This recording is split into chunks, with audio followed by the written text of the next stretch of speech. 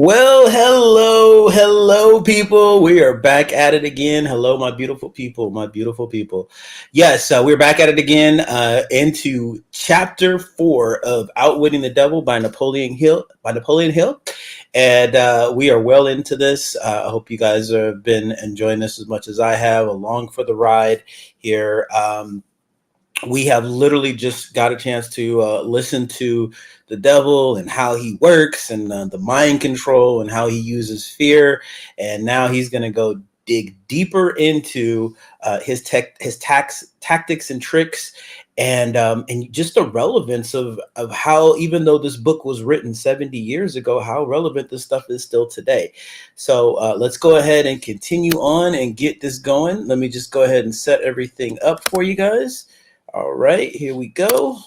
And let's go ahead and get playing here. Mr. Earthbound has the power to force the devil to answer his questions. His own knowledge of independent thought and lack of fear are his weapons to force this confession. Tell me first about your most clever trick, the one you use to ensnare the greatest number of people. If you force me to give away this secret, it will mean my loss of millions of people now living, and still greater numbers of millions as yet unborn. I beg of you, permit me to pass this one question unanswered. Wow. So His Majesty the Devil fears a mere humble earthbound creature? Is that right? It is not right, but it is true. You have no right to rob me of my most necessary tool of trade. For millions of years I have dominated earthbound creatures through fear and ignorance. Now you come along and would destroy my use of these weapons by forcing me to tell how I use them. Do you not realize that you will break my grip on every person who heeds this confession you are forcing from me? Have you no mercy? Have you no sense of humor? Have you no sportsmanship? Stop stalling and start confessing. Who are you to ask mercy of one whom you would destroy if you could? Who are you to talk of sportsmanship and a sense of humor? You, who by your own confession have set up a living hell on earth, where you punish innocent people through their fears and ignorance. As for minding my own business, that is just what I'm doing when I force you to tell how you control people through their own minds. My business, if it can be called a business, is helping to unlock the doors of the self-made prisons in which men and women are confined because of the fears you have planted in their minds. My greatest weapon over human beings consists of two secret principles by which I gain control of their minds. I will speak first of the principle of habit, through which I silently enter the minds of people. By operating through this principle, I establish, I wish I could avoid using this word, the habit of drifting. When a person begins to drift on any subject, he is headed straight toward the gates of what you earthbound call hell. Wow. Describe all the ways in which you induce people to drift. Define the word and tell us exactly what you mean by it. I can best define the word drift by saying that people who think for themselves never drift, while those who do little or no thinking for themselves are drifters. A drifter is one who permits himself to be influenced and controlled by circumstances outside of his own mind. He would rather let me occupy his mind and do his thinking than go to the trouble of thinking for himself. A drifter is one who accepts whatever life throws in his way without making a protest or putting up a fight. He doesn't know what he wants from life and spends all of his time getting just that. A drifter has lots of opinions, but they are not his own. Most of them are supplied by me. A drifter is one who is too lazy mentally to use his own brain. That is the reason I can take control of people's thinking and plant my own ideas in their minds. I think I understand what a drifter is. Tell me the exact habits of people by which you induce them to drift through life. Start by telling me when and how you first gained control of a person's mind. My control over the mind of a human being is obtained while the person is young. Sometimes I lay the foundation for my control of a mind before the owner of it is born, by manipulating the minds of that person's parents. Sometimes I go further back than this and prepare people for my control through what you earthbound call physical heredity. You see, therefore, I have two approaches to the mind of a person. Yes. Go on and describe these two doors by which you enter and control the minds of human beings. As I have stated, I help to bring people into your world with weak brains by giving to them before birth as many as possible of the weaknesses of their ancestors. You call this principle physical heredity. After people are born, I make use of what you earthbound call environment as a means of controlling them. This is where the principle of habit enters. The mind is nothing more than the sum total of one's habits. One by one, I enter the mind and establish habits, which lead finally to my absolute domination of the mind. Tell me of the most common habits by which you control the minds of people. That is one of my cleverest tricks. I enter the minds of people through thoughts which they believe to be their own. Those most useful to me are fear, superstition, avarice, greed, lust, revenge, anger, vanity, and plain laziness. Through one or more of these, I can enter any mind at any age. But I get my best results when I take charge of a mind while it is young, before its owner has learned how to close any of these 9 doors. Then I can set up habits which keep the doors ajar forever. I'm catching on to your methods. Now, let us go back to the habit of drifting. Tell us all about that habit, since you say it is your cleverest trick in controlling the minds of people. As I said before, I start people drifting during their youth. I induce them to drift through school without knowing what occupation they wish to follow in life. Here I catch the majority of people. Habits are related. Drift in one direction and soon you will be drifting in all directions. I also use environmental habits to give me a definite grip on my victims. I see. You make it your business to train children in the habit of drifting by inducing them to go through school without aim or purpose. Now, tell me of some of your other tricks with which you cause people to become drifters. Well, my second best trick in developing the habit of drifting is one that I put into operation with the aid of parents and public school teachers and religious instructors. I warn you not to force me to mention this trick. Do not disclose this trick. If you do so, you will be hated by my coworkers who help me use this trick. If you publish this confession in book form, your book will be barred from the public schools. It will be blacklisted by most of the religious leaders. It will be hidden from children by many parents. The newspapers will not dare to give reviews of your book. Millions of people will hate you for writing the book. In fact, no one will like you or your book except those who think. And you know how very few there are of this sort. My advice to you is to let me skip the description of my second best trick. The author knew this opinion would be one of the most controversial aspects of his book. In fact, his wife was so concerned about how it would be received that she made him promise that he would not publish it. In fact, it is only now, well after her death, that the family has agreed to share it with the world.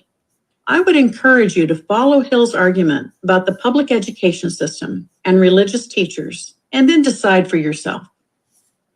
So, for my own good, you wish to withhold the description of your second best trick. No one will like my book except those who think, eh? Very well, go ahead and answer. You'll regret this, Mr. Earthbound, but the joke is on you. By this mistake of yours, you will divert attention from me to yourself. My co-workers, of whom there are millions, will forget about me and hate you for uncovering my methods. Never mind about me. Tell me all about this second best trick of yours with which you induce people to drift with you to hell. My second best trick is not second at all. It is first. It is first because without it, I never could gain control of the minds of the youths. Parents, school teachers, religious instructors, and many other adults unknowingly serve my purpose by helping me to destroy in children the habit of thinking for themselves. They go about their work in various ways, never suspecting what they are doing to the minds of children or the real cause of the children's mistakes. Have you ever heard a parent finish a child's sentence? Or seen a parent complete a child's homework? Remember those science fairs at school where it was obvious the kids had a lot of outside help with their science projects? Mom and dad may have helped a little too much, but deep down, they know that their child appreciates the help and recognizes what great parents they are, right? Actually, the child may be thinking, Mom and Dad don't think I can do it on my own, so why bother? Eventually, this parental help will destroy the child's self-confidence. By allowing children to be truly in charge, parents will help their kids develop the habit of thinking for themselves. I can hardly believe you, Your Majesty. I've always believed that children's best friends were those closest to them, their parents, their school teachers, and their religious instructors. Where would children go for dependable guidance if not to those who have charge of them? That is where my cleverness comes in. There is the exact explanation of how I control 98% of the people of the world. I take possession of people during their youth, before they come into possession of their own minds, by using those who are in charge of them. I especially need the help of those who give children their religious instruction, because it is here that I break down independent thought and start people on the habit of drifting, by confusing their minds with unprovable ideas concerning a world of which they know nothing. It is here also that I plant in the minds of children the greatest of all fears, the fear of hell. I understand that it is easy for you to frighten children with threats of hell, but how do you continue to make them fear you and your hell after they grow up and learn to think for themselves? Children grow up, but they do not always learn to think for themselves. Once I capture the mind of a child through fear, I weaken that child's ability to reason and to think for himself, and that weakness goes with the child all through life. Is that not taking unfair advantage of a human being by contaminating his mind before he comes into full possession of it? Everything is fair that I can use to further my ends. I have no foolish limitations of right and wrong. Might is right with me. I use every known human weakness to gain and keep control of the human mind. I understand your devilish nature. Now, let us get back to further discussion of your methods of inducing people to drift to hell here on Earth. From your confession, I see that you take charge of children while their minds are young and pliable. Tell me more of how you use parents, teachers, and religious leaders to ensnare people into drifting. One of my favorite tricks is to coordinate the efforts of parents and religious instructors, so they work together in helping me to destroy the children's power to think for themselves. I use many religious instructors to undermine the courage and power of independent thought of children by teaching them to fear me. But I use parents to aid the religious leaders in this great work of mine. How do parents help religious leaders destroy their children's power to think for themselves? I never heard of such a monstrosity. I accomplish this through a very clever trick. I cause the parents to teach their children to believe as the parents do in connection with religion, politics, marriage, and other important subjects. In this way, as you can see, when I gain control of the mind of a person, I can easily perpetuate the control by causing that person to help me fasten it upon the minds of his offspring. In what other ways do you use parents to convert children into drifters? I cause children to become drifters by following the example of their parents, most of whom I have already taken over and bound eternally to my cause. In some parts of the world, I gain mastery over children's minds and subdue their willpower in exactly the same way that men break and subdue animals of lower intelligence. It makes no difference to me how a child's will is subdued, as long as it fears something. I will enter its mind through that fear and limit the child's power to think independently. Wow.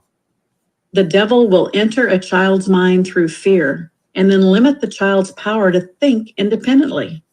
I can remember the many religious leaders I have known in the past and instantly divide them between fear-based instructors and faith-based instructors. In fact, I still get a chill from reliving the fire and brimstone of some of the fear-based sermons I heard as a child. In contrast, I remember the uplifted feeling of hope and courage from the faith-based sermons.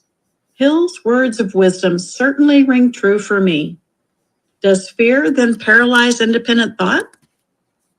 It's All right. Well, we're going to leave it there. This is so fascinating, especially for me because I grew up, very religious, as I'm sure a lot of you have also too. One of the short stories that I learned, and this is what they were talking about with like animal, and intelligence, is basically how circus elephants, how they're actually trained to be disciplined. Because it's that whole saying of where when they're born as little kids, their leg is actually tied, it's bolted with the chain, and it's like it's dug deep into the ground, like one of those steel, hammers that they hammer in, and it has the chain, and they lock it, and it's really hard. And so these kids are just, these little baby elephants are just struggling their whole life. They're just trying to pull away, pull away, pull away, no matter what.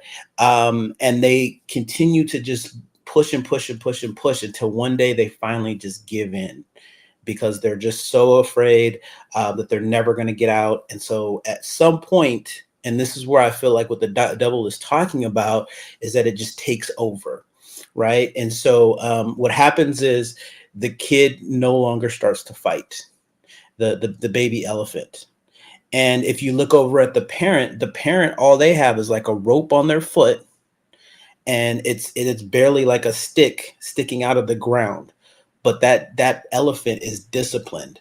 And so eventually, once the child stops moving and just breaks at some point, they essentially break the baby elephant. They take off the actual chain, and they just put on that rope, and they hit the stick. And even though that elephant, that baby elephant or that adult elephant can easily break through, because of all of the struggle that they went through their whole life struggling, and then finally they just finally gave up, they don't even realize that the rope has changed, that the actual restraints have changed.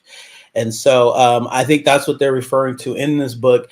And then also just in general of where, our minds are very pliable, especially in our youth. We're not even realizing it. And a lot of this fear-based stuff that we're hearing growing up, we don't know any better. Right. But the great thing about us, difference between elephants and us as humans, is that we still have choice. And so it doesn't matter. We can still break away from that rope and stick in the ground. So I just want to leave you guys with that. I hope you guys are enjoying this. This is so exciting, and it's just going to continue to get better.